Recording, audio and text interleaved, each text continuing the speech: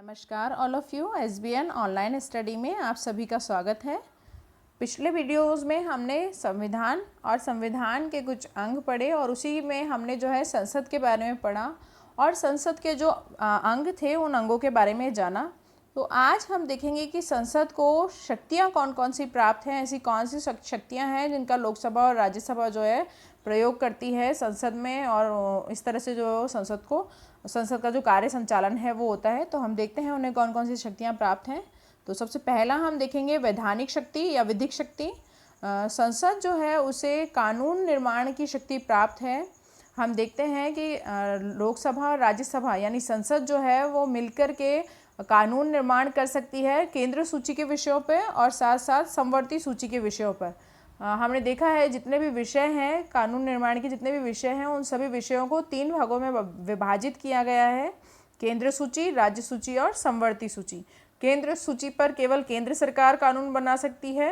राज्य सूची में केवल राज्य सूची के जो विषय हैं उन पर केवल राज्य सरकार कानून बना सकती है, और समवर्ती सूची के जो विषय हैं उन पर केंद्र सरकार और राज्य सरकार दोनों कानून बना सकती है। तो इसी तरीके से हम देखते हैं कि केंद्र सूची के जो विषय हैं उन पर कानून बनाने का अधिकार संसद को है।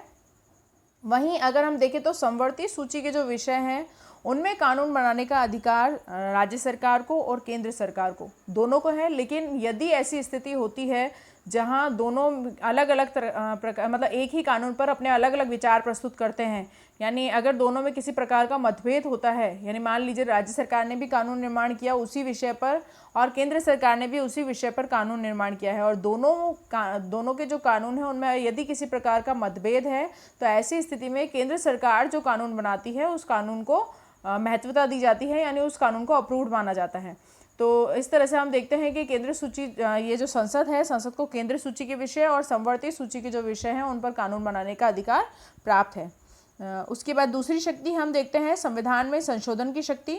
तो हम देखते हैं कि अधिकतर जो संविधान का संशोधन की जो प्रक्रिया है उसमें लोकसभा का जो सामान्य बहुमत है उससे ही कई ऐसे अनुच्छेद हैं जिनमें संशोधन किया जा सकता है। केवल लोकसभा के सामान्य बहुमत से संविधान में संशोधन किया जा सकता है। वहीं हम देखते हैं कुछ ऐसे विषय हैं जिन पे लोकसभा और राज्यसभा दोनों के 2/3 बहुमत जो है होना बहुत ज़रूरी है। यानी कुछ सब्जेक्ट ऐसे हैं, यानी कुछ टॉपिक ऐसे हैं, कुछ अनुच्छेद ऐसे हैं जिनमें अगर परिवर्तन करना है तो लोकसभा अपने सामान्य बहुमत से जो है उसमें परिवर्तन कर सकती है, यानी संशोधन कर सकती है संविधान में।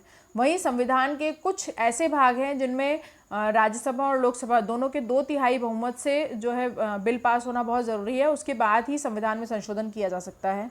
और कुछ विषय ऐसे हैं, यानी कुछ मामले ऐसे हैं जिन मामलों में जो है अगर संशोधन करना है संविधान में तो आधे राज्यों की जो विधानसभाएं हैं उनकी सहमति लेना जो है बहुत ज़रूरी है, उनसे सुझाव लेना बहुत ज़रूरी है।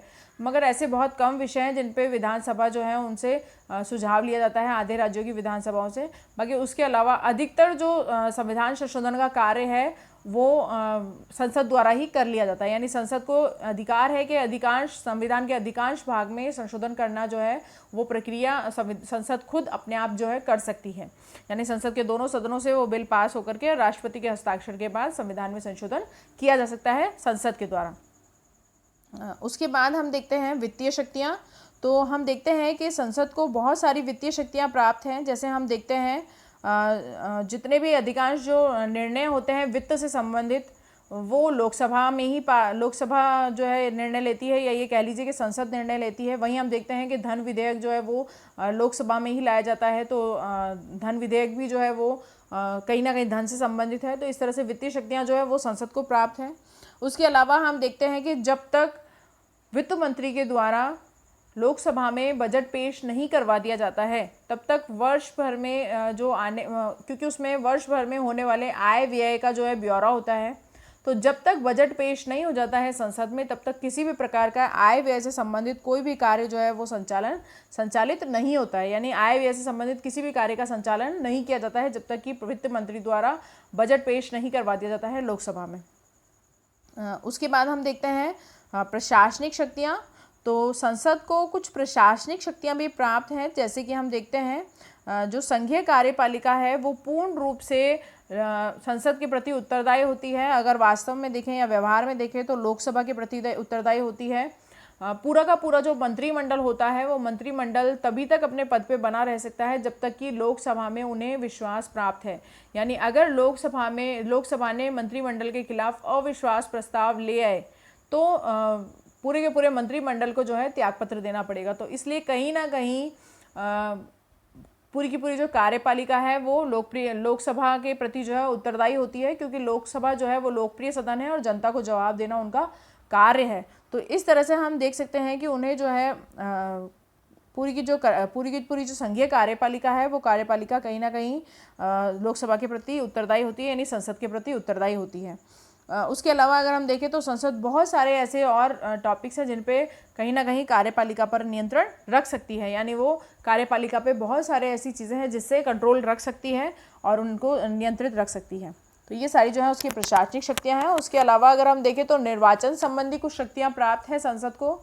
जैसे हम देखते हैं अनुच्छेद 54 के तहत राष्ट्रपति का जब निर्वाचन होता है तो लोकसभा और राज्यसभा दोनों के निर्वाचित सदस्य जो हैं वो निर्वाचक मंडल जो बनता है राष्ट्रपति चुनाव के लिए, उस निर्वाचक मंडल के अंग होते हैं ये दोनों, यानी लोकसभा और राज्यसभा के जो निर्वाचित सदस्य हैं वो राष्ट्रपति के निर्वाचन में भाग लेते हैं। जो मनोनीत सदस्य हैं यानी 2 आंग्ल भारतीय और 12 मनोनीत सदस्य जो कि राज्यसभा में मनोनीत होते हैं, ये 14 सदस्य निर्वाचन में भाग नहीं लेते हैं, बल्कि जो निर्वाचित सदस्य हैं यानी जिन्हें निर्वाचित किया गया है केवल वही सदस्य राष्ट्रपति के निर्वाचन में भाग लेते हैं अनुच्छेद 54 के तहत। वहीं अगर हम देखें तो अनुच्छेद 66 के तहत अगर हम देखें तो जब उपराष्ट्रपति का चुनाव होता है तो उपराष्ट्रपति के चुनाव में भी लोकसभा और राज्यसभा दोनों के निर्वाचित सदस्य जो हैं वो उपराष्ट्रपति के निर्वाचन में भाग लेते हैं। तो इस तरह से हम कह सकते हैं कि संसद को अनुच्छेद 54 के तहत राष्ट्रपति के निर्वाचक मंडल के रूप में गठित किया जाता है, और वहीं अगर हम देखें तो अनुच्छेद 66 के तहत उपराष्ट्रपति के निर्वाचन के लिए जो निर्वाचक मंडल गठित होता है उसमें ये अंग बनते हैं। तो इन 2 अनुच्छेदों के तहत अगर हम देखें तो राष्ट्रपति निर्वाचन और उपराष्ट्रपति निर्वाचन जो है उनके लिए जो निर्वाचक मंडल गठित किया जाता है उस निर्वाचक मंडल का संसद के जो निर्वाचित सदस्य हैं वो अंग बनते हैं। उसके बाद हम देखते हैं कुछ विविध जो है प्रक्रिया या विविध शक्तियाँ हैं जो प्राप्त हैं संसद को।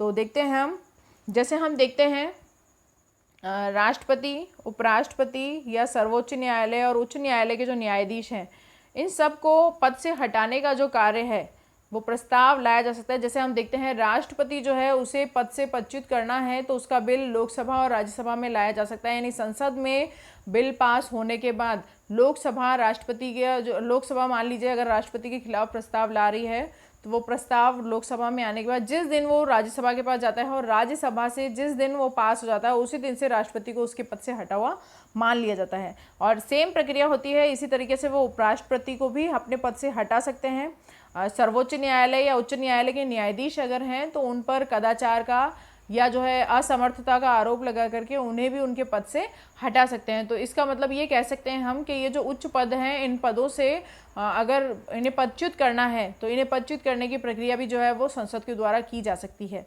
ना, संसद को जो है उसका अधिकार है। उसके बाद हम देखते हैं जब राष्ट्रपति देश में संकट काल की घोषणा करता है तो उस संकट काल की घोषणा करने के बाद 1 माह के अंदर अंदर उसे संसद की स्वीकृति लेना बहुत ज़रूरी है, यानी संसद से अनुमोदन प्राप्त होना बहुत ज़रूरी है 1 माह के अंदर अंदर। तो इसलिए जब संकट काल की घोषणा राष्ट्रपति करेगा तो मतलब अगर राष्ट्रीय आपातकाल की घोषणा कर रहा है या संकट काल की घोषणा कर रहा है तो उस समय पे उसको 1 माह के अंदर अंदर दोनों सदनों से, लोकसभा और राज्यसभा दोनों सदनों से अनुमोदन प्राप्त करना होगा और तभी जो है वो आपातकाल को घोषित रख सकता है, वरना आपातकाल जो है उसे हटाना पड़ेगा। उसके अलावा हम देखते हैं कि राष्ट्रपति जो है जब राष्ट्रपति शासन किसी राज्य पे लागू करता है, भाई जब राज्य में संवैधानिक तौर पे जो है संवैधानिक तंत्र विफल हो रहा होता है या जो शासन है वो संवैधानिक रूप से नहीं चल रहा होता है, तो ऐसी स्थिति में राज्यपाल राष्ट्रपति को सूचित करता है और राष्ट्रपति जो है उस राज्य में आपातकाल की घोषणा करते हैं, तो उसको हम राष्ट्रपति शासन के नाम से जानते हैं। तो जब वो राष्ट्रपति शासन की घोषणा कर देते हैं तो वो घोषणा जो है 6 माह के लिए रहती है। 6 माह के बाद यदि उस राज्य पे राष्ट्रपति शासन और आगे बढ़ाना है तो उसके लिए वापस लोकसभा और राज्यसभा से सहमति यानी स्वीकृति प्राप्त करना बहुत ज़रूरी है। स्वीकृति प्राप्त करने के बाद ही अगले 6 माह के लिए राष्ट्रपति शासन और आगे बढ़ाया जा सकता है, लेकिन 6 माह पूर्ण होते ही वापस लोकसभा और राज्यसभा से स्वीकृति प्राप्त करना आवश्यक हो जाएगा। यानी अगर सीधे तौर पर मैं आपको बताऊं तो मान लीजिए कि राजस्थान पे ही राष्ट्रपति शासन लागू है, तो राजस्थान पे राष्ट्रपति शासन लागू हुआ, 6 माह तक रहेगा। 6 माह जैसे ही पूरे होने वाले हैं तो वापस जो है संसद के दोनों सदनों से स्वीकृति प्राप्त करनी होगी आगे और 6 महीने के लिए बढ़ाने के लिए। अब मान लीजिए 6 महीने और बढ़ा दिया है ना, अब उसके बाद भी यदि आवश्यकता है तो दोबारा 6 महीने के बाद दोबारा लोकसभा और राज्यसभा से स्वीकृति प्राप्त करनी होगी और तभी जो है राष्ट्रपति शासन को आगे बढ़ाया जा सकता है। तो हम ये कह सकते हैं कि राष्ट्रपति शासन जो है वो लागू करने के लिए राष्ट्रपति को, यदि वो आपातकाल की घोषणा कर रहा है, संकट काल की घोषणा कर रहा है, तो 1 माह के अंदर अंदर उसे संसद से अनुमोदन प्राप्त करना होगा। और यदि राष्ट्रपति शासन लागू करना है या बढ़ाना है, अगर 6 माह से अधिक बढ़ाना है, क्योंकि एक बार में राष्ट्रपति शासन 6 माह के लिए लागू होता है, और अगर उसे 6 माह से आगे बढ़ाना है तो उसके लिए भी संसद से स्वीकृति प्राप्त करना बहुत आवश्यक है। तो मैं एक बार वापस आपको ढंग से समझा देती हूँ संसद की शक्तियाँ क्या क्या हैं। तो हम देखते हैं संसद को कुछ वैधानिक शक्तियाँ प्राप्त हैं, जिनके तहत हम देखते हैं कि संसद को केंद्र सूची और समवर्ती सूची दोनों पर कानून बनाने का अधिकार है। और केंद्र सूची के जो विषय हैं उन पर तो संसद ही कानून बनाती है, लेकिन समवर्ती सूची के जो विषय हैं उन पर कानून बनाने का कार्य केंद्र सरकार और राज्य सरकार दोनों करती हैं। जब दोनों में मतभेद हो जाता है, यदि केंद्र सरकार और राज्य सरकार दोनों के द्वारा बनाए गए किसी कानून में किसी प्रकार का यदि मतभेद होता है, तो ऐसी स्थिति में केंद्र सरकार के द्वारा जो कानून बनाए जाते हैं उन्हें ही मान्य मान लिया जाता है। उसके बाद हम देखते हैं संविधान संशोधन की शक्ति, तो वो भी संसद को प्राप्त है। हम देखते हैं कि लोकसभा संविधान का जो संशोधन की जो प्रक्रिया है उसमें अगर हम देखते हैं तो कुछ भाग ऐसा है जिसमें केवल लोकसभा के सामान्य बहुमत से ही उसमें संशोधन किया जा सकता है, और अधिकांश भाग ऐसा है जिसमें लोकसभा और राज्यसभा के 2/3 बहुमत से संविधान में संशोधन किया जा सकता है। केवल कुछ मामले ऐसे हैं जिनमें संशोधन करने के लिए आधे राज्यों की विधानसभा जो है उनके द्वारा सुझाव मांगा जाता है संशोधन करने के लिए। तो इस तरह से हम देखते हैं कि संविधान में संशोधन करने की जो शक्ति है वो भी संसद को प्राप्त है। उसके बाद हम देखते हैं वित्तीय शक्तियाँ, तो अधिकांश वित्तीय निर्णय जो हैं वो लोकसभा में यानी संसद द्वारा ही लिए जाते हैं।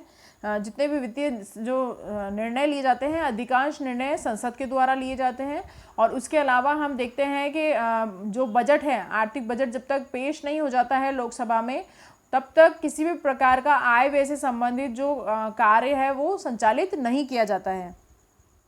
उसके बाद हम देखते हैं प्रशासनिक शक्तियाँ, तो प्रशासनिक शक्तियों में भी जो संघीय कार्यपालिका है या ये कह लीजिए कि जो मंत्रिमंडल है वो पूर्ण रूप से लोकसभा के प्रति या कह लीजिए संसद के प्रति उत्तरदायी होता है। यदि मंत्रिमंडल लोकसभा में अपना विश्वास खो देता है तो ऐसी स्थिति में लोकसभा के द्वारा अविश्वास प्रस्ताव पारित कर दिया जाता है और जिससे पूरे के पूरे मंत्रिमंडल को त्यागपत्र देना पड़ता है। तो इस तरह से संघीय कार्यपालिका जो है उसे कहीं ना कहीं संसद नियंत्रित करती है। उसके बाद हम देखते हैं कुछ निर्वाचन संबंधी शक्तियां प्राप्त हैं, तो हम देखते हैं जो संसद के निर्वाचित सदस्य हैं वो निर्वाचक मंडल का अंग बनते हैं अनुच्छेद 54 के तहत राष्ट्रपति निर्वाचन में, और अनुच्छेद 66 के तहत उपराष्ट्रपति चुनाव में जो है निर्वाचक मंडल का अंग बनते हैं संसद के निर्वाचित सदस्य। उसके बाद हम देखते हैं बहुत सारी की विविध शक्तियां हैं या विविध प्रक्रियाएं हैं जिनके द्वारा संसद जो है अपनी शक्तियों का प्रयोग करती है। तो हम देखते हैं यदि राष्ट्रपति को उसके पद से पदच्युत करना हो उसके लिए संसद में प्रक्रिया होती है, यानी संसद के पास ये अधिकार है कि वो राष्ट्रपति के खिलाफ जो है पदच्युत की प्रक्रिया कर सकते हैं। वहीं यदि उपराष्ट्रपति को उसके पद से हटाना हो तो उसकी प्रक्रिया भी, यानी उसको उसके पद से पदच्युत करने की जो प्रक्रिया है वो भी संसद में लाई जाएगी। सर्वोच्च न्यायालय या उच्च न्यायालय के जो न्यायाधीश हैं यदि उन्हें उनके पद से हटाना है किसी भी तरह से कदाचार या असमर्थता के कारण, यदि उन्हें उनके पद से हटाना है तो उसके लिए भी प्रक्रिया कहाँ होगी? संसद में। तो इस तरह से हम देखते हैं कि जो उच्च पद हैं, उच्च पदों पे जो आसीन हैं जैसे राष्ट्रपति, उपराष्ट्रपति, सर्वोच्च न्यायालय और उच्च न्यायालय के न्यायाधीश, इन सबको यदि पदच्युत करना है तो उसका अधिकार भी किसके पास है? संसद के पास। संसद अपने बहुमत से जो है इस प्रस्ताव को पास करते हैं और उसके बाद जो है इन्हें पद से हटाया जा सकता है। वहीं हम देखते हैं कि राष्ट्रपति जब संकट काल की घोषणा करता है, यानी राष्ट्रीय आपात की घोषणा यदि करता है राष्ट्रपति, तो उसे 1 माह के अंदर अंदर संसद के जो सदन है, लोकसभा और राज्यसभा, दोनों से अनुमोदन प्राप्त करना आवश्यक है। उसके बाद हम देखते हैं संकट काल के साथ साथ जब अगर हम देखते हैं अगर राष्ट्रपति शासन लागू करता है किसी भी राज्य पे, तो उसे 6 माह से आगे यदि उसकी अवधि बढ़ानी है तो उसके लिए भी उसे संसद से स्वीकृति लेना बहुत ज़रूरी, यानी लोकसभा और राज्यसभा दोनों से स्वीकृति प्राप्त करना बहुत आवश्यक है। तो इस तरह से आपने देखा कि संसद को जो है प्रमुख रूप से कौन कौन सी शक्तियाँ प्राप्त हैं। आप इसे देखते रहिए, बार बार समझने की कोशिश कीजिए, पढ़िए, तो आपको ये बहुत आसानी से पता चल जाएगा कि संसद जो है वो किन किन शक्तियों का किस किस तरीके से प्रयोग करती है। बहुत बहुत धन्यवाद।